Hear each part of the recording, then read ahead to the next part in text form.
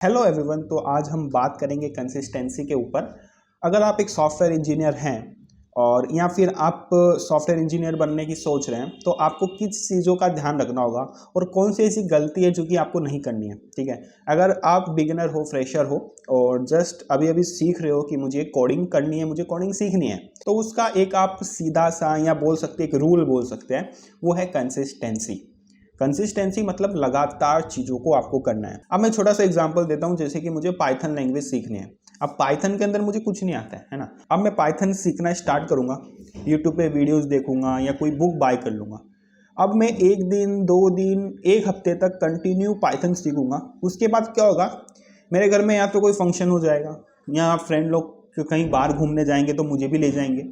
तो इन सब चक्रों के अंदर मैं पढ़ के पाइथन को थोड़ा सा स्टॉप कर दूंगा। जो कंसिस्टेंसी मैंने एक हफ्ते तक कंटिन्यू रखी थी, उस कंसिस्टेंसी को मैं ब्रेक कर दूंगा और मैं कहीं घूमने चले जाऊंगा या किसी फंक्शन में चले जाऊंगा। ठीक है, तो मेरी जो कंसिस्टेंसी थी वो टूट चुकी है।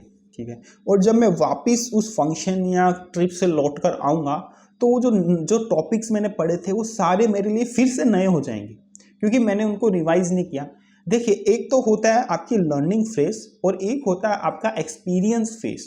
जब आप अपने लर्निंग फेज में होते हो ना, तो आपको चीज़ें है ना एक बार बार रिवाइज करनी पड़ती है। और जब आपको एक्सपीरियंस हो जाता है पर्टिकुलर चीज़ में, तो आपको इतनी दिक्कत नहीं आती है ना। तो जब आप सीख रहे हो ना कोई चीज़ को, तो आपको कंसिस्टेंसी रखनी होगी, आपको लगातार उस चीज़ों को पढ़ना होगा। अगर आप एक दिन, 2 दिन या हफ्ते का ब्रेक लेते हो तो वो सारी चीज़ें फिर से आपके लिए नई हो जाएगी।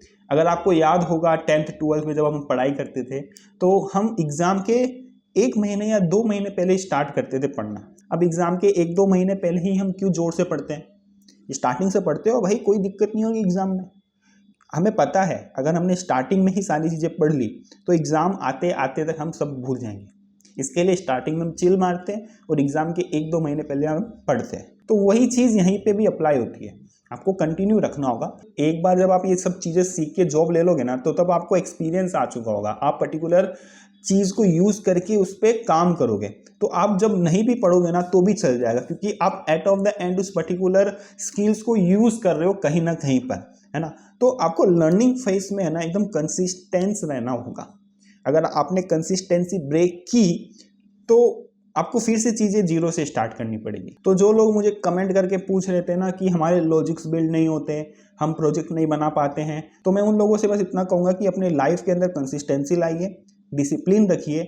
अगर आपको कुछ बनना है ना तो कुछ त्यागना भी पड़ेगा। तो आज की वीडियो में बस इतना ही रखते हैं। और हाँ, मुझे एक इंपॉर्टेंट नोटिस देना था आपको कि हमने हमारे इस चैनल पे इंटरव्यू प्रोसेस स्टार्ट कर दिया है। ठीक है, तो आप अपना इंटरव्यू दे सकते हो इस चैनल पे। आपको बस एक फॉर्म फिल करना है, फॉर्म की लिंक आपको नीचे डिस्क्रिप्शन में मिल जाएगी। तो फटाफट से जाके उस फॉर्म को फिल कर दीजिए, मैं उसको रिव्यू करूंगा और रिव्यू करने के बाद आपको मेल कर दूंगा कि आपका इंटरव्यू इस तारीख को शेड्यूल है। और वो जो इंटरव्यू होगा वो गूगल मीट पे होगा और वो इंटरव्यू मैं रिकॉर्ड करूंगा। रिकॉर्ड करने के बाद हम अपने यूट्यूब चैनल पर डाल देंगे ताकि और लोगों को हेल्प हो जाए। तो फटाफट से जाके उस गूगल फॉर्म को फिल करो।